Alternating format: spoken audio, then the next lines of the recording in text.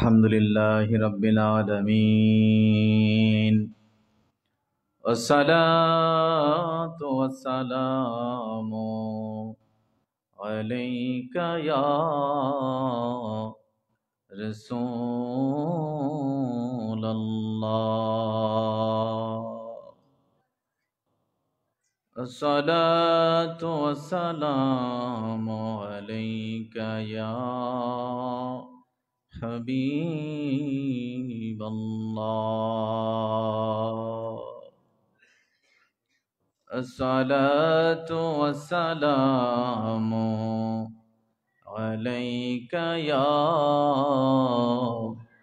نور الله وعلى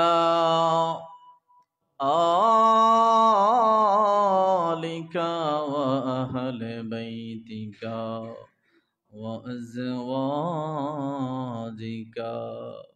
وأبيك وأمك وأصحابك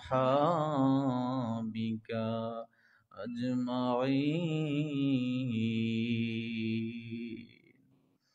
قال الله تعالى في القرآن المجيد والفرقان الحميد أعوذ بالله من الشيطان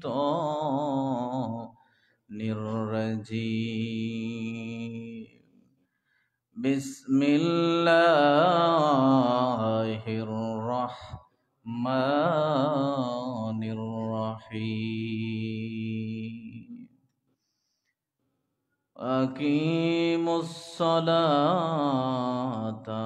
وآتوا الزكاة واركعوا مع الراكعين وقال في شان حبيبه ومحبوبه ومعشوقه آمرا ومخبرا إن الله وملائكته يصلون على النبي يا أيها الذين آمنوا صلوا عليه وسلموا تسليما اللهم صل على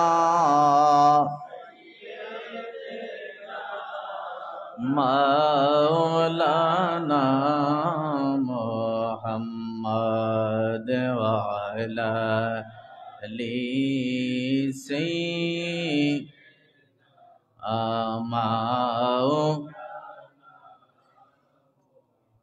জোরে জোরে আল্লাহুম্মা সাল্লি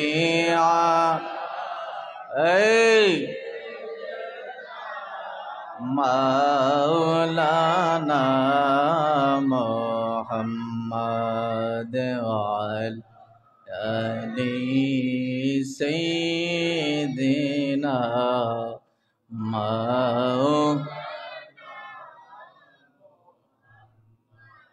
জীবনে হবে কি তোমার दीदार या रसूलल्लाह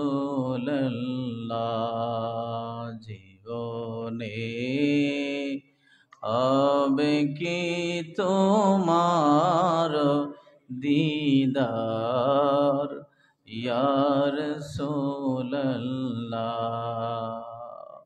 সে আশায় রয়েছি আমি গুনাহগার ইয়া হাবিবাল, সে আশায় রয়েছি আমি গুনাহগার ইয়া হাবিবাল, জাহানের যেদিকে তাকাই দরদি আর তো কেহ নাই, জাহানের যেদিকে তাকাই দরদি আর তো, জাহানের যেদিকে তাকাই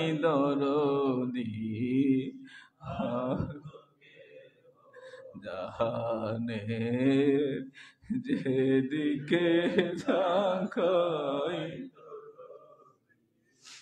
আর তো, তুমি যে দোনো আলমের সরদার ইয়া রাসূলুল্লাহ, তুমি যে দোনো আলমের সরদার ইয়া রাসূল, তুমি যে দোনো আলমের সরদার ইয়া রাসূল, জীবনে হবে কি তোমার দিদার ইয়া রাসূলুল্লাহ, সে আশায় রয়েছি আমি গুনাহগার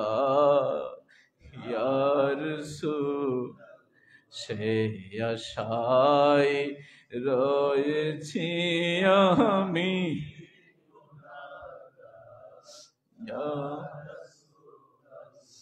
যাদের জিয়ারত হয়েছে তো আলহামদুলিল্লাহ, যাদের জিয়ারত হয় নাই আপনারা আপনাদের এই যে আসা যাওয়া এই সবগুলাকে কল্পনা করেন আর নবীজিকে বলেন, ইয়া রাসূলুল্লাহ, আমি তো মাসিক মাহফিলগুলোতে আসি, চেষ্টা করি আসতে, আমি তো দরবারে মহব্বত করি, আমি তো আসতেছি মহব্বত করতেছি, ইয়া রাসূলুল্লাহ আমি আশায় আশায় থাকলাম, কোন দিন আপনি আসবেন আমার ঘরে, কোন দিন আপনি আসবেন আমার ঘরে, কোন দিন আপনি আসবেন আমার কাছে।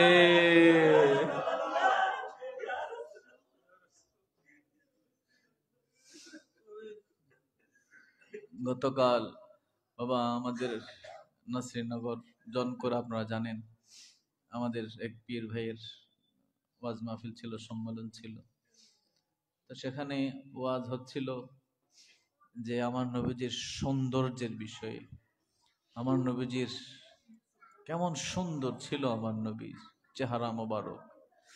আবু বকর রাদিয়াল্লাহু তাআলা আনহু বলতেন যে আমি যা পছন্দ করি, আমি সবচেয়ে পছন্দ করি যেটি, এর মধ্যে অন্যতম সর্বশ্রেষ্ঠ হইল নবীজির চেহারা মোবারকের দিকে তাকায়া থাকা। নবীজির চেহারা মোবারকের দিকে তাকায়া থাকাটা আমি আমার জীবনের সবচেয়ে বেশি পছন্দ করি।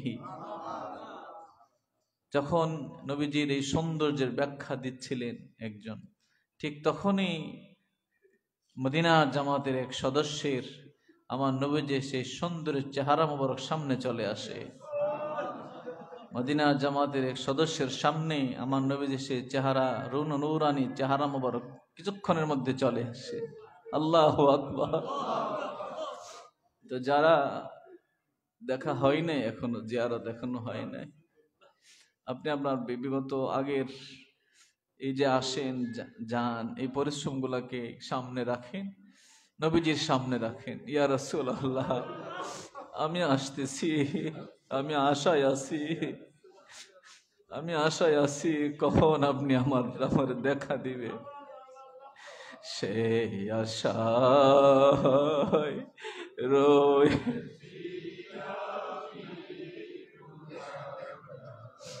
ইয়া রাসূল, সেই আশায় রয়েছি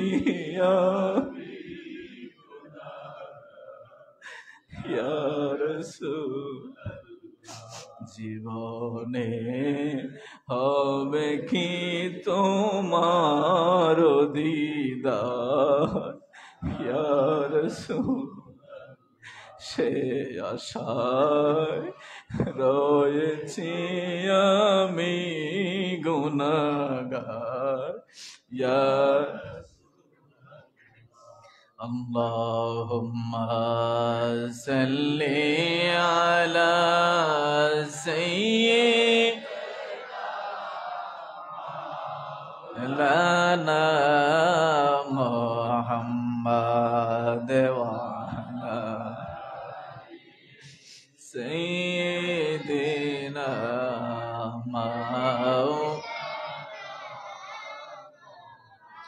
লা ইলাহা ইল্লাল্লাহ, লা ইলাহা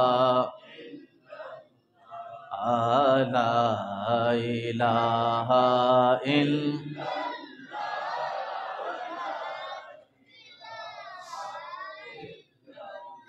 ইয়া রহমানু ইয়া আল্লাহ, ইয়া রহিমু ইয়া আল্লাহ, ইয়া রহমানু ইয়া আল্লাহ, ইয়া রহিমু ইয়া আল্লাহ, ইয়া করিমু ইয়া আল্লাহ, লা ইলাহা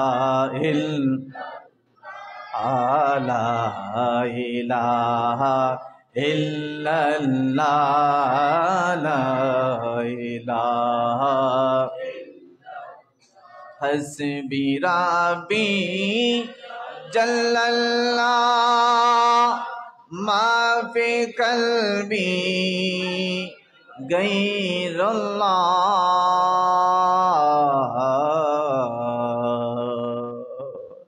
নূর মুহাম্মদ সাল্লাল্লাহু লা ইলাহা লা ইলাহা ইল্লাল্লাহ, লা ইলাহা লা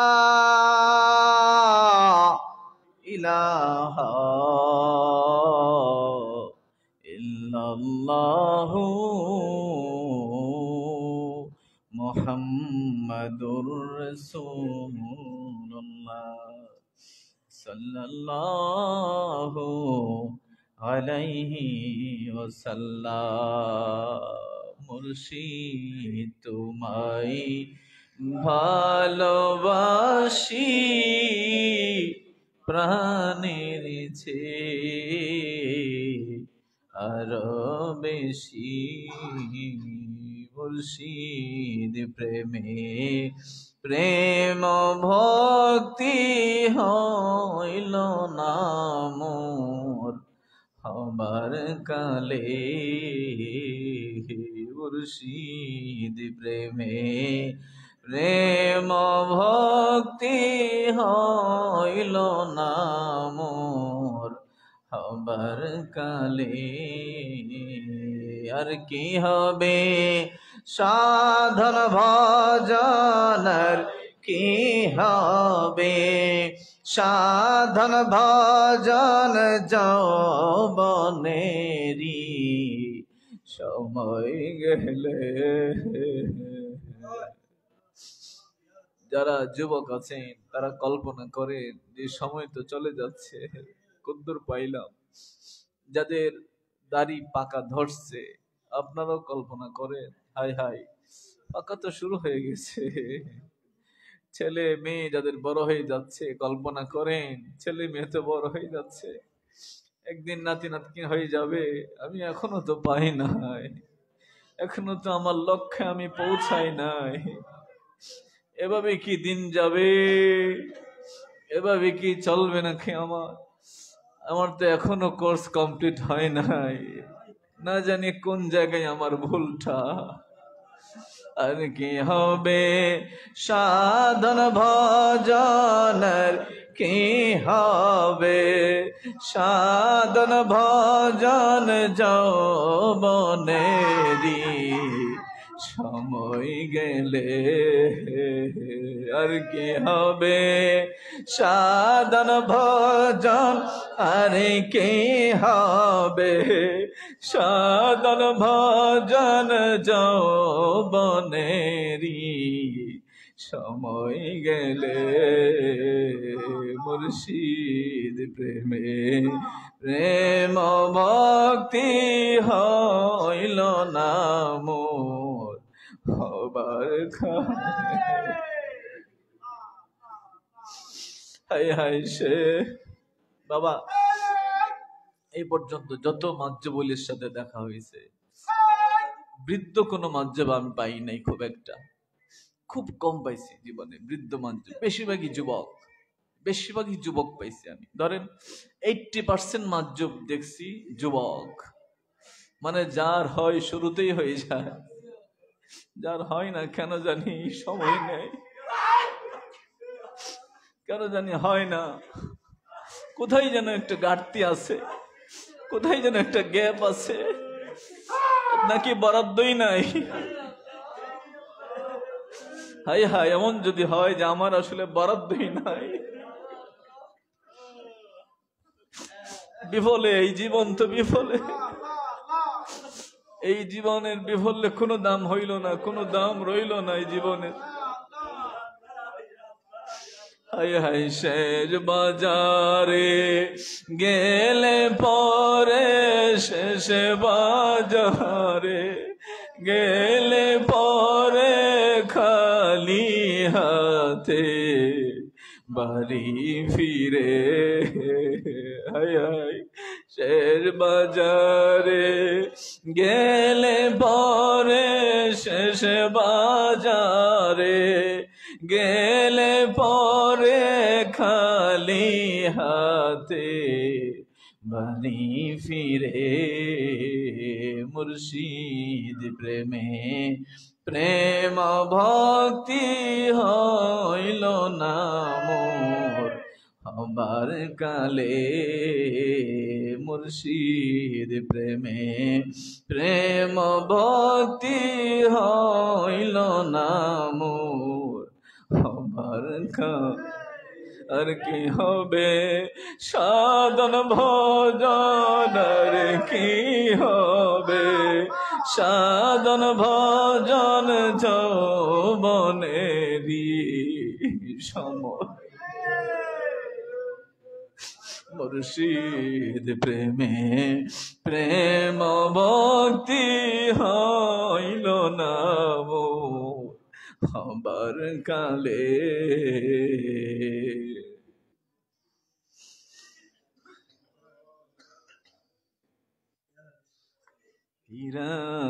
মনমা নিকের দেশে আমার মুর্শিদ আছে,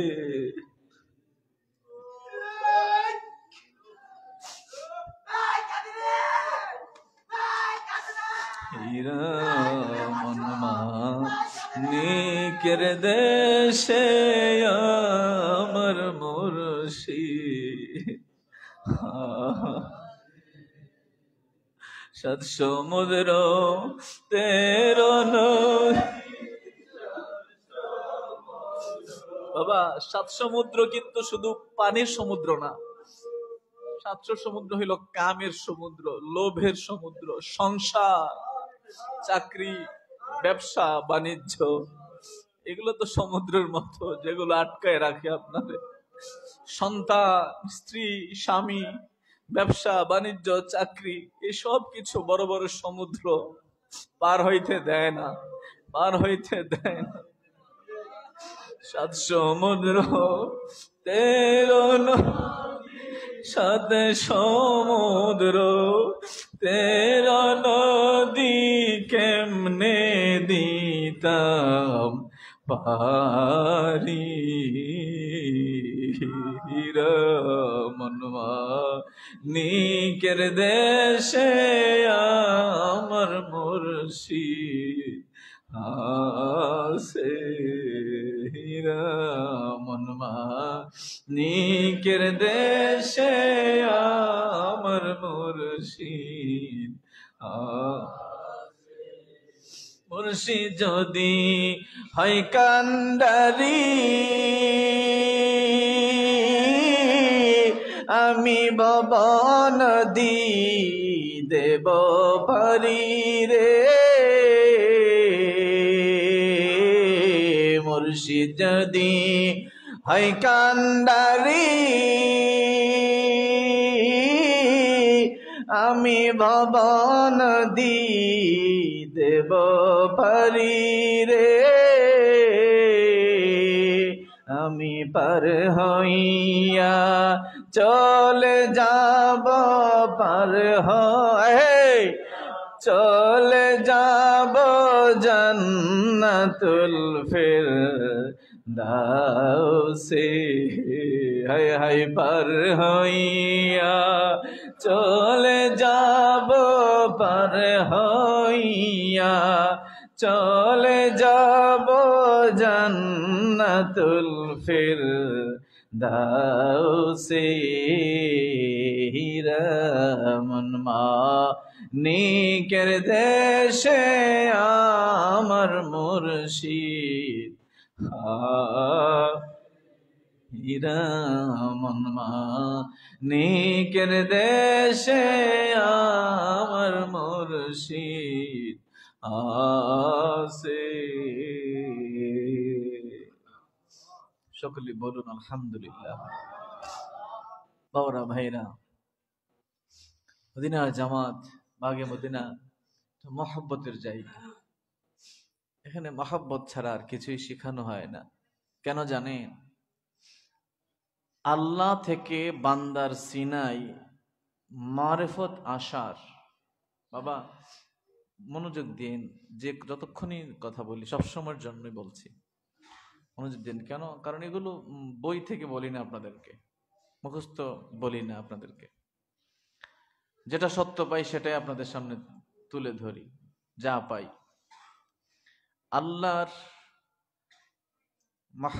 মহব্বত এমন এক জিনিস, আল্লাহর মারিফত পাওয়ার, বান্দার সিনায় আসার যে সংযোগ তার, যেটা এই তারের নাম হচ্ছে মহব্বত। এটা ছাড়া আর কোনো তার নাই। এইটা ছাড়া একটা তারের এক জায়গা থেকে তো সংযোগ বিদ্যুৎ আরেকটাতে যায়। একজন ভলান্টিয়ার বারান্দায় থাকো, যেন ওরা কথা না বলে, যে কোনো একজন পিছন থেকে একজন বারান্দায় থাকো বা দরজায় থাকো, দরজায় থাকলেই হবে। মহব্বত যখন একটা তারের এই পাশ লাগানো থাকে, সুইচের সাথে যে বাল্ব, ওইটা থেকে আলো আসবে, ওইটাতে জ্বলে উঠবে। ওখানে আলো আছে, বিদ্যুৎ আছে, ওখান থেকে যখন ট্রান্সফার হওয়া শুরু হবে একটা তারের মাধ্যমে যায়, আলোটা জ্বলে ওঠে। আল্লাহর পক্ষ থেকে এই মারিফত, এটা তো ভরপুর। আল্লাহর মারিফত বান্দার সিনায় এসে আলো জ্বলে। একটা বান্দার সিনার ভিতরে বাল্ব আছে, বান্দার সিনার ভিতরে বাল্ব, আলো, লাইট আছে। তো মাঝখানের সংযোগটা বিচ্ছিন্ন, সংযোগ নাই, সংযোগ নাই। তো একজন মিস্ত্রি আছেন, যে মিস্ত্রি কারেন্টের মিস্ত্রি, যিনি এই সংযোগের কাজ করেন, এই সংযোগের কাজ করেন যে মিস্ত্রি, তার নাম হচ্ছে মুর্শিদ। তিনি এটা ঠিকঠাক করেন, জোড়াতালি দেন, টেপ পেছান, সংযোগ লাগায় দেন, আছে কিনা সংযোগ দেখেন, চেক করেন, মজবুত করেন। তার নাম মুর্শিদ, তার নাম পীর। এখন এই বাল্ব জ্বালাইতে হইলে আপনার মিস্ত্রি লাগবেই।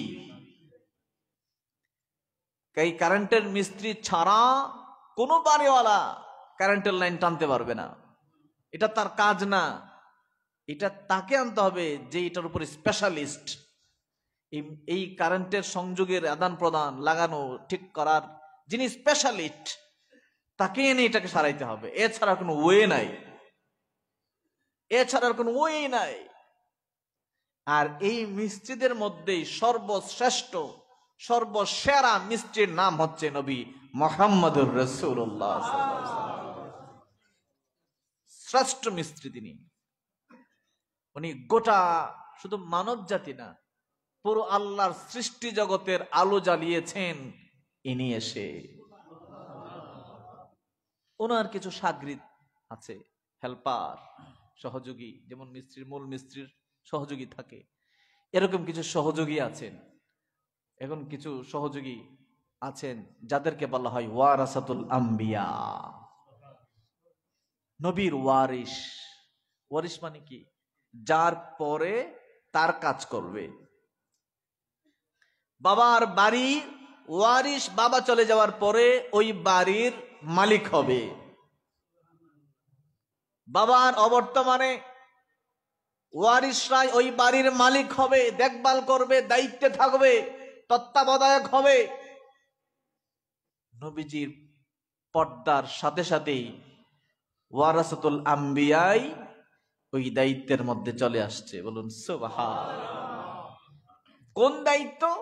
ওই মিস্ত্রির দায়িত্ব, লাইন লাগানোর দায়িত্ব, সংযোগ লাগানোর দায়িত্ব, আল্লাহর সাথে বান্দার সম্পর্ক লাগানোর দায়িত্ব।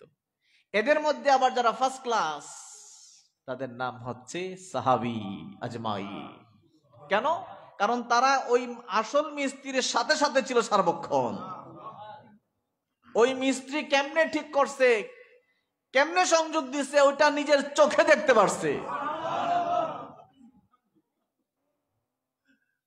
নিজের চোখে দেখছে। বিধায় তাদের সমপরিমাণ আর কেউ পৃথিবীতে হবে না,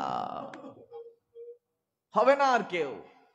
তাদের থেকে এরপরে আরেক দল শিখছেন ওনাদের কাছ থেকে এই লাইন, এই কাজ করা।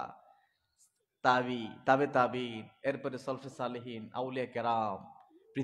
পৃথিবী যতদিন থাকবে এই কাজ কিছু কিছু মানুষ শিখবে, এই লাইনের মিস্ত্রি কিছু কিছু মানুষ হবে। এই মিস্ত্রির কাছে না যাওয়া পর্যন্ত আপনার ভিতরে বাল্বও থাকবে, আল্লাহর মারফতের নূরও থাকবে, কিন্তু বাল্বের ভিতরে আলো জ্বলে উঠবে না, কখনোই আলো জ্বলবে না। বলে আমল করলে তো জ্বলবে। আমল কি জানেন?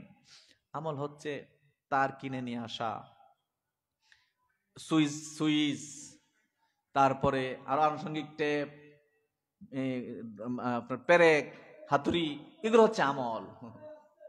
এগুলো হচ্ছে আমল। এগুলোর মাধ্যমে সব রেডি থাকে, কিন্তু সংযোগ হয় না, সংযোগ হয় না। 60 বছরের আমলের চাইতে এক নজরের দাম বেশি। এক জামানা সহবতে বা আউলিয়া, বেহতেরে আদ সাদে সালে তাত বেরিয়া। এই সব কিছু আনছো, লাইট আনছো, তার আনছো, পেরেক আনছো, হাতুড়ি আনছো, চ্যানেল আনছো, সবই আনছো, কিন্তু সংযোগ নাই। ওই এক জামানা সহবতে বা আউলিয়া যেটা বলছে, এক মুহূর্ত আল্লাহর ওলির সামনে বসা, ওইটা হচ্ছে জাস্ট চকারটার ভিতরে লাইনটা জ্বালাইয়া দেওয়া, লাগাইয়া দেওয়া। ওইটা করতে 1 সেকেন্ডের বেশি সময় লাগে না। ওইটা কে করে? যে এটার উপর স্পেশালিস্ট, যে জানে লাইন কেমনে আসে, পজিটিভ নেগেটিভ কেমনে, কোনটা বরাবর, সে জাস্ট লাইনটা ধরায় দেয়, ওইদিকে আলো জ্বলে উঠে বাল্বের মধ্যে। সোহর বলে, এটা মন গড়া কথা বাবা, এরকম হাজারো উদাহরণ আছে এই কথার সাপোর্ট, হাজারো উদাহরণ আছে। আব্দুল কাদের জিলানির সামনে সোহরাওয়ার্দী তরিকার ইমাম শিহাবুদ্দিন সোহরাওয়ার্দী, উনি আসলেন, তখন তিনি বড় আলেম ছিলেন, মানে এই যে বললাম যা যা জিনিসপত্র সবই আছে, সংযোগ নাই। বড় আলেম, তাও কালাম শাস্ত্রের বড় আলেম, মানে তর্কশাস্ত্র, কঠিন এক সাবজেক্ট এটা। কালাম শাস্ত্রের দার্শনিক, দর্শন শাস্ত্র, এটা ফিলোসফি বলে এটাকে। বড় আলেম, উনি গাউসে পাকের কাছে তার মামা তারে নিয়ে আসছে, বলো চলো বড় আল্লাহর বলি বাগদাদে, তুমি তো অনেক বড় আলেম, চলো ওনার কাছে যাই। হুজুরের কাছে আসছে, সামনে বসছে। হুজুর তার বুকের মধ্যে, সিনার মধ্যে শুধু হাত লাগাইছে। হাত লাগায়া গৌসে পাক আব্দুল কাদের জিলানী রাদিয়াল্লাহু তাআলা প্রশ্ন করতেছেন, বলো এটা কি, বলো এটা কি, সহজ সহজ। মামা জানে আনসার, এত বড় আলেম একটারও আনসার জানে না। মামা তো অবাক, হে তুমি এত বড় আলেম, সারা দুনিয়ার মানুষ তোমার এত বড় আলেম জানে, একটা আনসার তুমি জানতে বলতে পারতেছো না হুজুরের, একটা প্রশ্নের আনসার। তো উনি, আমি তো বড় আলেম ছিলাম, কিন্তু উনি হাত লাগানোর সাথে সাথে আমার মধ্যে আর কোনো এলেম নাই। এগুলো কোনো চটি বইয়ের গল্প বলছি না বাবা, 7 বছর গবেষণার পরের এই কথাগুলি। তাও সাধারণ কোনো কিতাব পিএইচডিতে রেফারেন্স দেওয়া যায় না। পিএইচডি রেফারেন্স দিতে হয় মূল কিতাবের। মূল কিতাবের পিএইচডি মানে শুধু দেশেই এটা ইয়ে করে না, নির্বাচন করে না, বিদেশে এই থিসিস পেপার যায়। বিদেশে আমার এই থিসিস যেটা লেখা হয়েছে, এটা কলকাতা পর্যন্ত গেছে, কলকাতা বিশ্ববিদ্যালয়ে। সেখান থেকে একজন ইসলামিক স্টাডিজের প্রফেসর ওটা মানে পুরাটাই দেখে তারপর সত্যায়ন করছেন যে হ্যাঁ এটা ঠিক আছে। তারপর এটা বাংলাদেশে আসছে, তারপর এটার উপর ডিগ্রি হয়েছে। ওখানে বাংলাদেশের ওই সাধারণ একজন লেখা থাকলে ওটা সাথে সাথে কেটে দিত, বলে না এটা হবে না, এটা সাধারণ বই দিচ্ছে। কোন কোন কিতাব, পৃথিবী বিখ্যাত কিতাব যেগুলোর উপর মানুষ খুব একটা নির্ভরযোগ্য কিতাব সেগুলা ইবনে হাজার আসকালানির লেখা কিতাব, ইবনে তাইমিয়ার লেখা কিতাব, আব্দুল হক মুহাদ্দিস দেহলভির লেখা কিতাব, এরকম বড় বড় আলেম যারা পৃথিবীতে, ইবনুল জাওজির লেখা কিতাব, 1000 বছর আগের রাইটারেরা, এদের লেখা কিতাবের রেফারেন্স হচ্ছে এগুলো। ইবনুল জাওজির কথাটা তো বললে লম্বা সময় চলে যাবে। যাই হোক, সোহাবুদ্দিন ওমর সোহরাওয়ার্দী কার কথা বলতে জানেন? সোহরাওয়ার্দী সাধারণ কোনো ব্যক্তি না, একটা তরিকার ইমাম। তাও যেন যেন কোনো তরিকা না, প্রসিদ্ধ একটা তরিকা, কাদরিয়া, চিশতিয়া, নকশবন্দিয়া, মুজাদ্দাদিয়া। এরপরের অবস্থানই সোহরাওয়ার্দিয়া, এরপরের অবস্থানই সোহরাওয়ার্দিয়া তরিকার। এই সোহরাওয়ার্দিয়া তরিকার ইমাম তিনি বলতেছেন আমার মধ্যে কোনো এলেম নাই। এলেম নাই কেন? ওই যে সুইচ বন্ধ করে দিছে হাতটা চাপ দিয়া, লাইন লাগানোর আগে মিস্ত্রি কি করে, সব লাইন আগে বন্ধ করে দেয়, সব লাইন বন্ধ করে দেয়। কেন? আগে এটার পারফেক্ট বানাও, দুর্ঘটনা যেন না ঘটে, দুর্ঘটনা যেন না হয়। আগে মেইন সুইচ বন্ধ করো, এটা ঠিকঠাক করো, ঠিকঠাক আছে কিনা সবকিছু, যেন দুর্ঘটনা না হয়, ফায়ার না করে, স্পার্কেল না হয়। তারপরে আর একটা জানি কি কর, বিভিন্ন যে আগুন যে ধরে, শর্ট সার্কিট যেন না হয়, ঠিকঠাক করে এটা পারফেক্ট আছে কিনা, যথেষ্ট পরিমাণের শক্তিশালী, ঠিকঠাক সবকিছু ভালো মাল মশলা আছে কিনা দেখে আগে, তারপরে অরিজিনাল ফাইনাল লাইন দেয়। গৌসে পাক আব্দুল কাদের জিলানীর হাত মোবারক দ্বারা সুইচ আগে বন্ধ হইছে। কোন সুইচ? জানার অহংকারের সুইচ আগে বন্ধ করছেন উনি। এলমের অহংকার আগে বন্ধ করো, গেট বন্ধ করো, নাইলে আলো জ্বলবে না, লাইন আসবে না, এটা শর্ট সার্কিট হবে, শর্ট সার্কিট হবে। আগে খালি করে দিচ্ছেন, ফ্রেশ আগে খালি করে দিয়েছেন বাবা। মারফতের নুন একজন মানুষের সিনার ভিতরে ঠিক তদ্দুর আসে যদ্দুর সে দুনিয়ার মোহ বাদ দিয়ে জায়গা খালি করে। আপনি দেখবেন ট্রেনের সিটের মধ্যে নীল সিটগুলো যেগুলা শুভন চেয়ার, 2 জনের সিট, অনেক সময় 3 জন বসে না, একজন পাশে একটু দেখবেন আমাদের তিতাসের এরকম হয় 3 জন বসে তিতাস ট্রেনের। তো একদম সাইডের যিনি, মানে মাঝখানের থেকে সাইডে যিনি, উনি কোনো মতে একটু বসে, কদ্দুর বসে যদ্দুর ওই 2 জন জায়গা ছাড়ে, ওই 2 জন যতটুকু জায়গা ছাড়ছে তার জন্য সে ততটুকু বরাদ্দ পায়, এর বেশি। আপনার ভিতরে, সিনার ভিতরে দুনিয়ার মোহ, দুনিয়ার যে আকর্ষণ, মায়া, মহব্বত, চরম আকাঙ্ক্ষা, লোভ, এটা আপনি যদ্দূর ছড়াইবেন ঠিক অদ্দূরে আল্লাহর মারিফত এসে আপনার ভিতরে ঢুকবে, এদ্দূরে ঢুকবে। একজন আবু বকর হয়ে গেছে, একজন সিদ্দিকে আকবর ও ফারুকে আজম।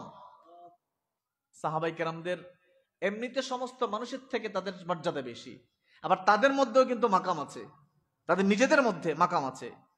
এর মধ্যে সেরা মাকাম হলো সিদ্দিকে আকবরের। কেন? কারণ সিদ্দিকে আকবর ভিতর আর কিছু রাখে নাই নবী ছাড়া। সিদ্দিকে আকবর নবী ছাড়া ভিতরে বাহিরে ঘরে অন্দরে মহিলে কোনো কিছুতেই নবী ছাড়া কোনো কিচ্ছু রাখে নাই। আর বিধায় সব জায়গায় আমার নবীজির মারফতের নূর দ্বারা ভরে গেছে। আমার নবীজির একটা কথা সিদ্দিক আকবরকে বলেছিল, আবু বকর, পৃথিবীতে আমি আমার কাছে যত ঋণ আছে মানুষের, মহব্বতের ঋণ, ঋণ মানে শুধু অর্থের ঋণ না, মহব্বতের ঋণ, স্যাক্রিফাইসের ঋণ, মানে আমার জন্য করছে আমি তার জন্য দিছি, পৃথিবীর সমস্ত মানুষের ঋণ আমি পরিশোধ করে দিছি, সমস্ত মানুষের ঋণ আমি পরিশোধ করে দিয়েছি, শুধু তুমি ছাড়া।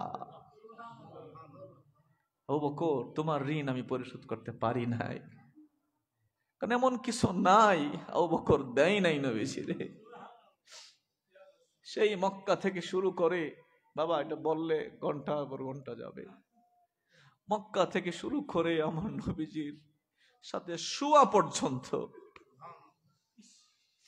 বড় ধনী লোক ছিলেন আবু বকর, ফকির হয়ে গেছে। যখন নবীজি মক্কাতে গরিব হালে ছিলেন, প্রথম দিকে দারিদ্র অবস্থায় আর্থিকভাবে, এর মধ্যে দুইজন লোক খুব বেশি সব দিয়েছে, একজন হলো মা খাদিজাতুল কুবরা, আরেকজন হলো আবু বকর সিদ্দিক। সব দিয়ে দিচ্ছে, কিচ্ছু রাখে নাই নিজের কাছে। মোবাইল বন্ধ রাখেন, ক্ষতি হবে আপনার যদি ডিস্টার্ব হয় আমার। কিচ্ছু রাখে নাই, আর সব দিয়ে দিচ্ছে। নবীজির সাথে কোনটা বলবো বাবা, কোনটা বলবো বলে। আবু বকরের সব ঘটনা আপনারা জানেন, কিন্তু একটা ঘটনা জানেন না। শুরুতেই আবু বকর রাদিয়াল্লাহু আনহু নবীজিকে বলছে, ইয়া রাসূলুল্লাহ, আমরা গোপনে গোপনে কেন নামাজ পড়ি মক্কায়, আমরা একটু বাহিরে গিয়ে পড়তে পারি না? নবীজি বলছেন, আবু বকর, সে সময় এখনো আসে নাই। প্রতিদিন নবীজিকে বলতেন, ইয়া রাসূলুল্লাহ, চলেন আমরা বাইরে গিয়ে একটু জনসম্মুখে পড়ি।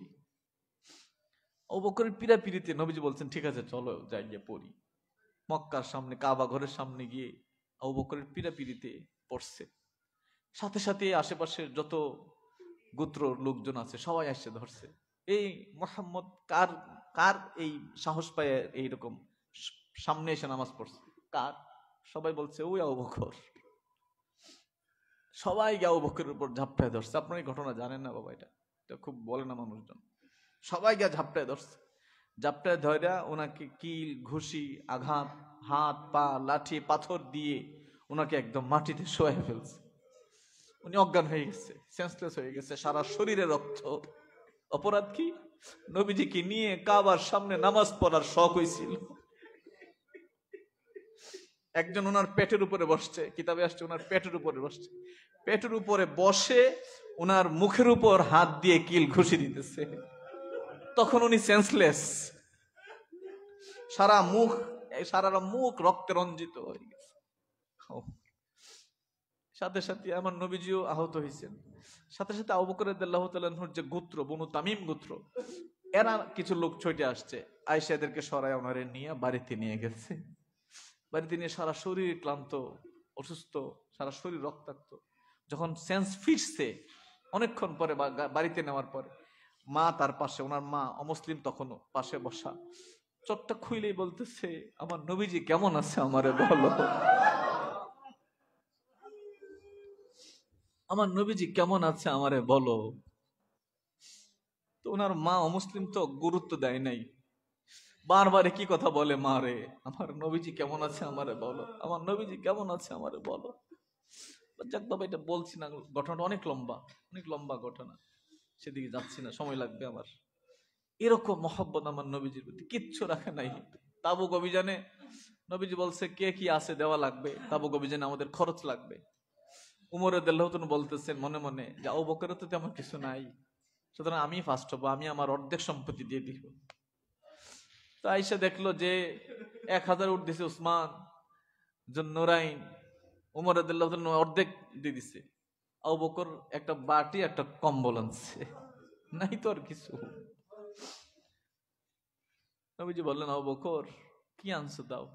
আবু বকর বলতে তোর যা আছে সব নিয়ে আসছি। বলে কি আনছো? তোর বাটি আসিন। আপনি বলার পরে বাড়ি গেছি, গিয়ে স্ত্রীকে বলছি কি আছো দাও, নবী চাইছেন। তো ঘরে আমার এই ছেঁড়া কম্বল আর বাটি ছাড়া, পানি খাওয়ার বাটি আর কম্বল ছাড়া কিছু নাই, আমরা এটাতে ঘুমাই আর বাটি। অথচ তিনি ধনী ছিলেন, একজন ধনী মানুষ ছিলেন মক্কা।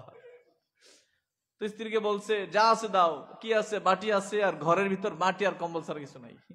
বলছে ওই দুইটাই দাও, ওই দুইটাই নবীর কাছে নিয়ে যাও। নবীজি বললেন এ সাহাবীরা শোনো, আজকেও আবু বকর ফার্স্ট। উমর তুমি অর্ধেক আনছো, উসমান তুমি 1000 উট দিছো, আর আমার আবু বকর বাড়িতে আর কিছু রাখে নাই। আবু বকর তো বাড়িতে কিচ্ছু রাখলো না। হুজুর কে বলছে রাখি নাই? আমি বাড়িতে আমার আল্লাহ তার রাসূলকে রেখে আসছি। আমি আমার বাড়িতে আল্লাহ তার রাসূলকে আমি রেখে আসছি। সুবহানাল্লাহ। এই ঘটনা বললে শেষ হয় বাবা। উনি সবসময় নবীজির চেহারার দিকে তাকায় থাকতেন। জিজ্ঞেস করা হয়তো এত এত তাকাই থাকেন কেন? উনি বলতেন যে আমার যত শখ আছে আমার জীবনে, যত ভালো লাগা আছে, সর্বশ্রেষ্ঠ ভালো লাগে যে আমার নবীজির দিকে তাকায়া থাকতে। তো আবু বকরকে আমার নবীজি বলছে আবু বকর আমি সবার ঋণ পরিশোধ করছি, সবার, কিন্তু তোমারটা করতে পারি নাই। তোমার ঋণ হাসরের মাঠে আমার আল্লাহ পরিশোধ করবে। ইন্তেকাল করিবার আগে আবু বকর বইলা গেল রে, আরে বন্ধুর কাছে শোয়াইতে,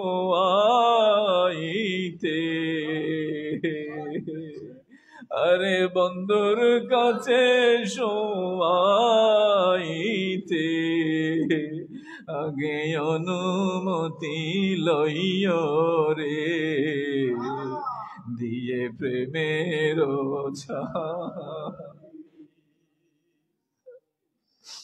আরে বন্ধুর কাছে শোয়াইতে,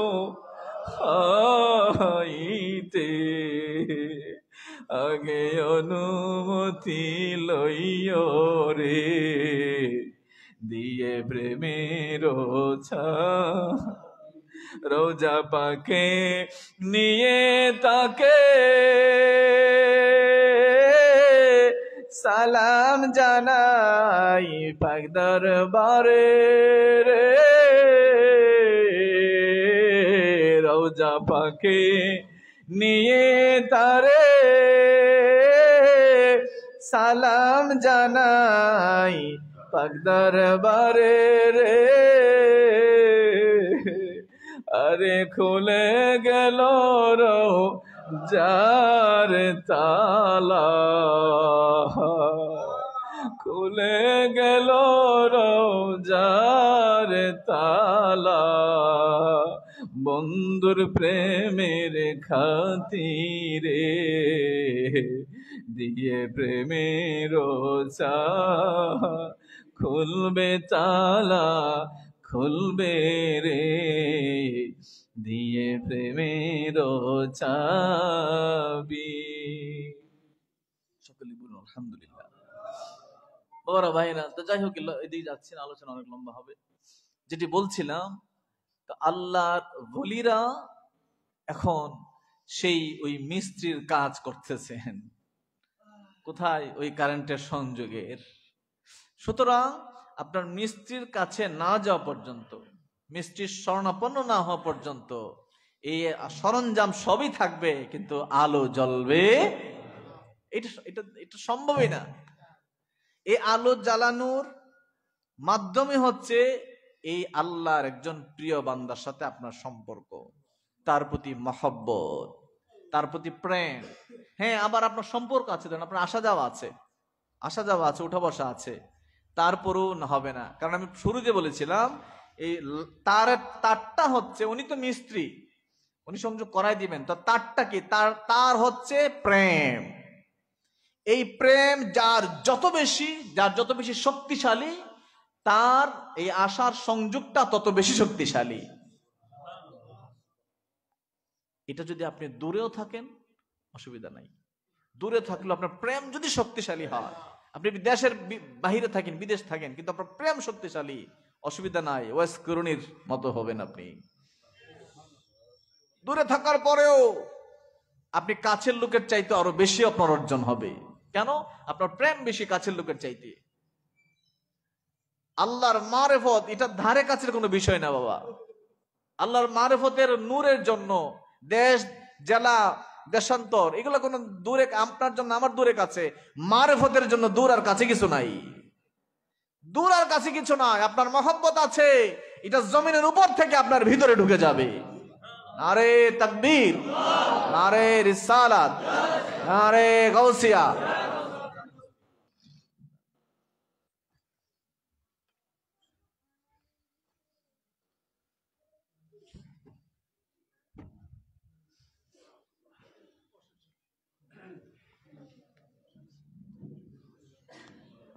সকলে বলুন আলহামদুলিল্লাহ।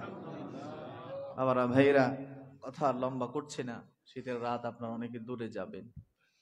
মূল মেসেজ আজকের আলোচনার এটাই যে আল্লাহর পক্ষ থেকে মারফতের নূর আসার একমাত্র পথ, পদ্ধতি, মত, সিস্টেম, প্রসেসিং, মাধ্যম, ওয়ে, যাই বলেন না কেন, সেটা হচ্ছে আল্লাহর একজন মাহবুব বান্দার সাথে আপনার প্রেমের সম্পর্ক। আপনাদেরকে আমি যা সূত্র বলে দিয়েছি, অনেক হাজারো কথার, লাখো ঘন্টার আলোচনার শিরোনাম বা সূত্র এটা। আপনি এই সূত্র দ্বারা কোটি লক্ষ লক্ষ ম্যাথ, অঙ্ক আপনি সলিউশন করতে পারবেন। সূত্র এটাই, আপনার প্রেম। এই প্রেম যার যত বেশি, বাবা প্রেম কিন্তু অর্থ দিয়ে না, প্রেমের বিনিময় অর্থ না, সময় না, বুদ্ধি না। প্রেম ভিন্ন এক জিনিস। বলে আমি বেশি টাকা হুজুরের এই মাদ্রাসা কমপ্লেক্স এটা সেটার মধ্যে আমি বেশি অর্থ দেই, আমার মনে প্রেম বেশি, না না, কখনোই না। আমি হুজুরের সাথে সবসময় চলি, এটা মনে আমার প্রেম বেশি, না না, কখনোই না। এগুলো প্রেমের মাধ্যম, প্রেম বহিঃপ্রকাশ হয় এগুলোর মাধ্যমে, কিন্তু প্রেম, মৌলিক প্রেম ভিন্ন এক জিনিস। প্রেমের স্বরূপ, ধরন, সংজ্ঞা ভিন্ন এক জিনিস। ওইটা কি?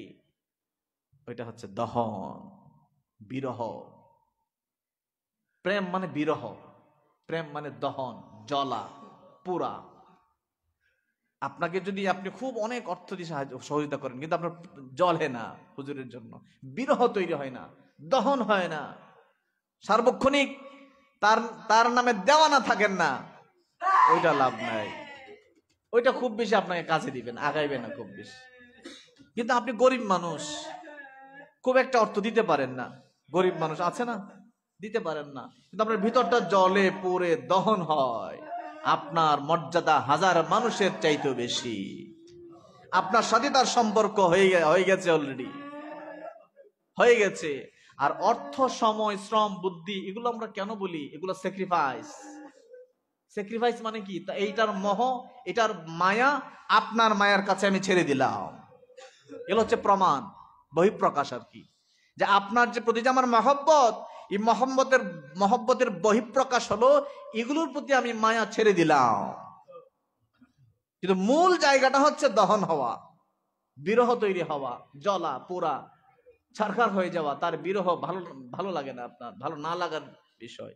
সেটা স্বপনে, শয়নে, দিনে, রাতে, গাড়িতে, বাড়িতে, ঘুমায়া, স্মরণে, সব জায়গায় আপনাকে দহন করবে, পুরাই দিবে, জ্বালাইয়া দিবে। যেটা ছিল ওয়েস্টকনের ভিতরে, 1000 মাইল দূরে থাকার পরেও, 1000 মাইল দূরে থাকার পরেও যেই প্রেম ওয়েস্টকরণীকে এত সম্মানে নিয়ে গেছে, এই একজনের জন্য নবীজি পুরো ইয়েমেনের উপর দোয়া করছেন, আল্লাহুম্মা বারিক লানা ফি শামিনা ওয়া বারিক লানা ফি ইয়ামিনিনা। নবীজি বলছেন আল্লাহ শামের উপর তুমি বরকত দাও। এরপরে বলছেন আল্লাহ ইয়েমেনবাসীর উপর বরকত দাও। কেন? ইয়েমেনে ওয়াসকরুনের বাড়ি। আর সিরিয়াতে হাজার হাজার নবী রাসূলদের পুণ্যভূমি। নবী রাসূল জন্মগ্রহণ করেছেন সিরিয়াতে, এসেছেন সিরিয়াতে, থেকেছেন সিরিয়াতে। ইয়েমেনে এত বেশি নবী রাসূল আসে নাই। আর ফিলিস্তিনে এসেছেন নবী রাসূলরা, সিরিয়াতে এসেছেন। কিন্তু ইয়েমেনের মৌলিক বৈশিষ্ট্য তেমন কিছু নাই, ইতিহাস বলে। শুধু একটাই এক স্পেশাল কারণ, সেটা হচ্ছে ইয়েমেনের ওয়াসকরুনের বাড়ি, ইশকের বাড়ি, মহব্বতের বাড়ি। নবী রাসূলের বাড়ি সিরিয়ার প্রতি আমার নবী দোয়া করেছেন, আর মহব্বতের ইশকের বাড়ির দিকে নবীজি দোয়া করেছেন।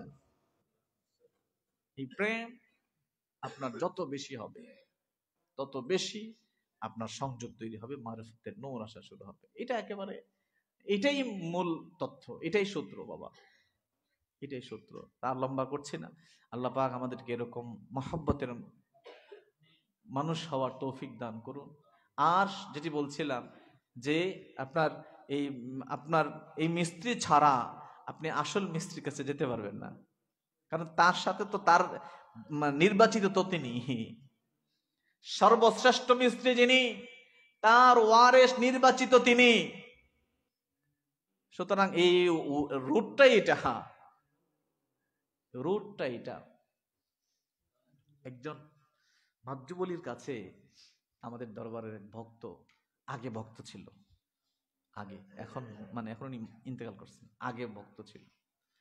তো উনি মারা গেছেন, ওই মাহজুবুলি মারা গেছেন। তো এই মানুষটা এখন মদিনার জামাতের ভক্ত, ভালোবাসে, সময় দিয়ে কাছে আসে। তো উনি একদিন বলতেছে যে হুজুর, আমি স্বপ্নে দেখি, আমার মধ্যে একটা ছিল, জিজ্ঞাসা ছিল যে আমি যে আমার এই মাহজুবুলি আল্লাহর মহব্বতে ছিলাম, এখন যে আপনাদেরকে মায়া করি, এটা ঠিক আছে কিনা, লাইন ঠিক আছে কিনা, না আবার ব্যাপতে গেছি গা। হঠাৎ আমি একদিন স্বপ্ন দেখতেছি, ওই মাহজুবুলি আমাকে বলতেছে, ওই লোকটা বলতেছে আর কি, যে আমাকে বলতেছে মাহজুবুলি যে আমাদের লাইনটা হচ্ছে এই কোনাচ্চা লাইন, কিন্তু বন জঙ্গল পাহাড় পর্বত আছে। খুব মনোযোগ দিয়ে শুনবেন, গুরুত্ব দিয়ে। বন জঙ্গল, পাহাড় পর্বত, নদী নালা, এরপরে কঠিন এক রাস্তা, কিন্তু কোনাচ্চা। আর আমাদের কথা বললো বাগে মদিনা জামাতের কথা বললো যে ওনাদের যে রাস্তাটা, এটা হচ্ছে সরকারি পাকা রাস্তা।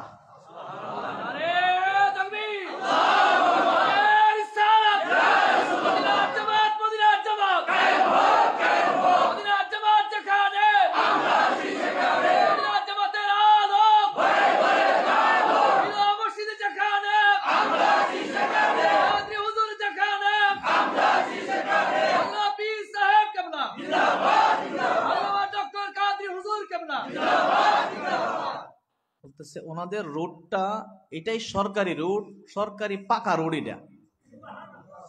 এটা সরকারি পাকা রোড, কিন্তু এটা একটু গইরা যেমন লাগে। আমাদের রোডটাও গিয়ে এক জায়গায় গিয়ে থামছে, জায়গা একটা ওই, আর এটারও জায়গা একটা ওই। সরকারি রোড হলো ওইটা, পাকা রোড, কিন্তু একটু দেরি লাগে। আর আমাদেরটা কোনাচ্চা, কিন্তু পাহাড়, বন, জঙ্গল, নদী নালা, খালবিল আছে, একটু কঠিন। এটা এর থেকে স্পষ্ট কোন কথা আছে বাবা? সুবহানাল্লাহ। কিন্তু সরকারি রোড হলো এটা, পাকা রোড এটা। সুবহানাল্লাহ, আল্লাহু আকবার। আবার ভাইরা, তো এই জন্য আমি আপনাদেরকে সবসময় বলি যে মহব্বত, প্রেম, ভালোবাসার মদিনার জামাত বা আগে মদিনা, এটাই একমাত্র কাজ। এটার একটা মানুষকে আল্লাহর সাথে সংযোগ করে দেওয়া। এটা ছাড়া তার আর সফলতা বলতে কিছু নাই। দুনিয়াতে খ্যাতিবান হওয়া, বিখ্যাত হওয়া, সম্পদশালী হওয়া বা সবকিছুর এটা মূল সফলতা না। মূল সফলতা হচ্ছে আল্লাহর সাথে আপনার সংযোগ, কথা বলা, কথাবার্তা, আদান প্রদান, বন্ধুর সাথে বন্ধুর আদান প্রদান তৈরি হয়ে যাবে। আপনার সংযোগ যত শক্তিশালী, মাহবুবের সাথে হাবিবের, হাবিবের সাথে মাহবুবের, বন্ধুর সাথে বন্ধুর আদান প্রদান তত দ্রুত শুরু হয়ে যাবে। বলুন না সুবহানাল্লাহ। কেমন হয়েছে আমাদের বাবারা, ভাইরা? তো আল্লাহ পাক আমাদেরকে কবুল করুন। আজকে আব্বা হুজুর কেবল লম্বা সফরের মধ্যে আছেন, আপনারাও শীতের রাত বাড়ি যাবেন, আমরা লম্বা করছি না। আল্লাহ পাক যেন কবুল করে। সকলে বলি আল্লাহুম্মা আমিন, সকলে বলি আল্লাহুম্মা আমিন। বাবারা, ভাইরা, এখন মোনাজাত হয়ে যাবে। এর আগে আমাদের গাউসে পাকের ফাতিহা শরীফ আমরা প্রতি 11 শরীফে আমরা পড়ি, আপনারা জানেন। যার যার মনের বাসনা আছে, মনের বাসনা সামনে হাজির করে চলুন আমরা গাউসে পাকের ফাতিহা শরীফ আদায় করি। গাউসে পাকের ফাতিহা শরীফ আদায় করবে। হ্যাঁ, এটা কি না?